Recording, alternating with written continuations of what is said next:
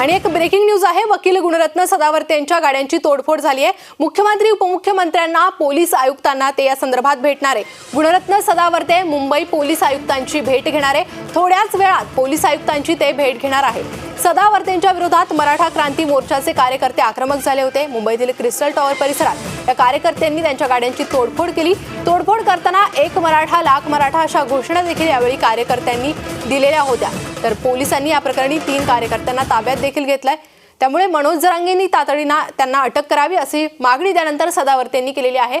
सरकारने मनोज जरांगेंचं काहीही ऐकू नये असं देखील सदावर्ते म्हणाले। तर जरांगेंच्या शांततामय आंदोलनाची हीच व्याख्या आहे का असा देखील सवाल त्यांनी जरांगेंना केलेला आहे। तर मराठा कार्यकर्ते आक्रमक झाल्यानंतर त्यांनी या ठिकाणी सदावर्तेंच्या गाड्यांची तोडफोड केली आणि त्यानंतर सदावर्तेंनी देखील माध्यमांना प्रतिक्रिया देत आपला संताप व्यक्त केलेला आहे।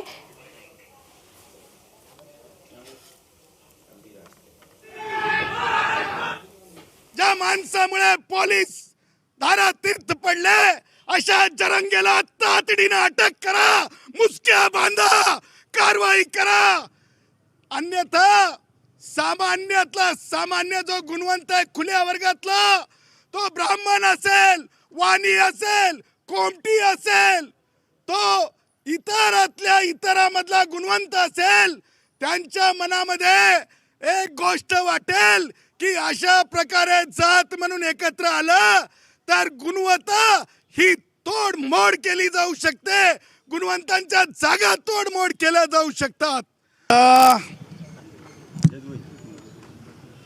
हल्लेखोरांना आणि त्या सोबतच आज प्रश्न विचारायचा आहे जरांगेंना, हीच आहे का तुमच्या शांततामय आंदोलनाची व्याख्या? मला सायलेंट केलं जाऊ शकत नाही। मी या भारताचं जे पिल्लर असते 50% जागांचं, ज्या खुल्या वर्गासाठी जागा असतात, त्या जागांना वाचवण्यासाठीचा माझा लढाई। ह्या देशाला जातीत जातीत न तोडलं जावं, गुणवत्तेत भर पडावा, ह्यासाठीचा माझा लढाई।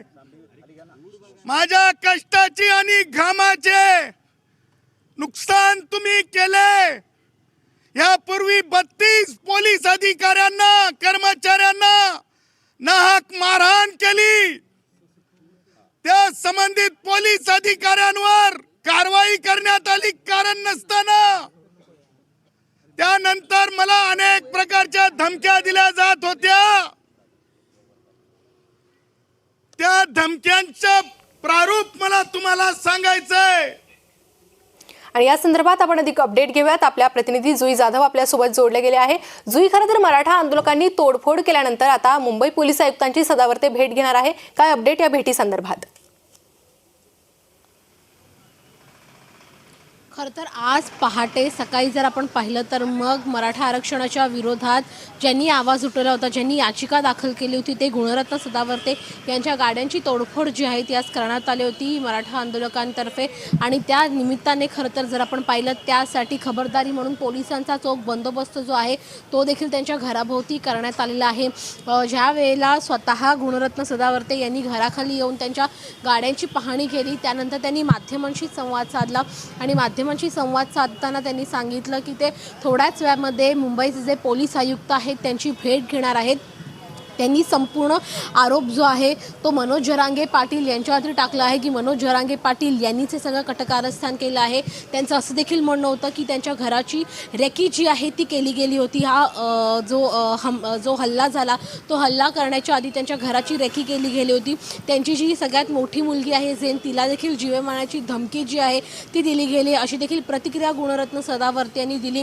त्यामुळे या सगळ्या बाबी घेऊन ते आज पोलीस आयुक्त यांची भेट घेणार आहेत आणि कदाचित सुरक्षेची मागणी जी आहे ते करणार आहेत पोलीस आयुक्तांकडे। जर आपण पाहिलं तर मग गुणरत्न सदावर्ते यांच्या विरोधात मराठा बांधव जे आहेत ते एकवटले आहेत, कारण का गुणरत्न सदावर्ते यांनीच मराठा आरक्षणाच्या विरोधात याचिका दाखल केली आणि त्याच्या आरक्षण जे थांबलं गेलं आहे आणि त्यामुळे मराठ्यांच्या मनात सदावर्ते यांच्या विरोधात आक्रोश जो आहे तो दिसून येत आहे आणि त्याच आक्रोशाचे आज त्यांच्या ह्या गाड्या ज्या आहेत त्या फोडण्यात आलेल्या आहेत. थोड्याच वेळामध्ये ते त्यांच्या घरून रवाना होणार आहेत पोलीस आयुक्तांची भेट घेण्यासाठी. त्यामुळे तिथे गेल्याच्या नंतर ते पोलीस आयुक्तांकडे काय मागणी करतात याकडे आता लक्ष लागलं आहे.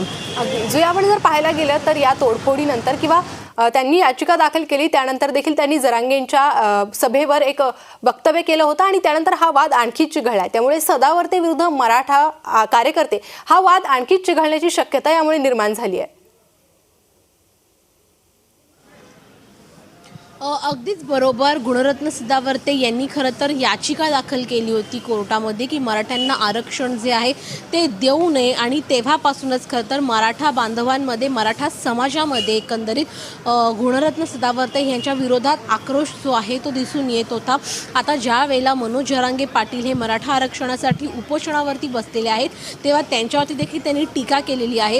सरकारने त्यांचे लाड पुरवणे, सरकारने मनोज जरांगे पाटील यांची मागणी जी आहे ती पूर्ण करू नये, त्यांनी उपोषणावरती देखील प्रश्नचिन्ह उपस्थित केलं आहे की उपोषण जे आहे ते पाणी पिऊन होत नाही. आणि अजून एक महत्त्वाचं वक्तव्य इथे गुणरत्न सदावर्ते यांनी माध्यमांशी संवाद साधताना केलं. प्राण असेपर्यंत मराठ्यांना आरक्षण मी मिळवून देणार नाही. त्यामुळे हे जे त्यांचं वक्तव्य आहे कदाचित वक्तव्यावरून पुन्हा एकदा खिणगी जी आहे ती पेटू शकते मराठा समाजामध्ये आणि गुणरत्न सदावर्ते यांच्यामध्ये. अगदी जो या भेटी संदर्भात तुमच्याकडनं अपडेट घेत राहू. तुर्तास धन्यवाद या सविस्तर माहिती संदर्भात.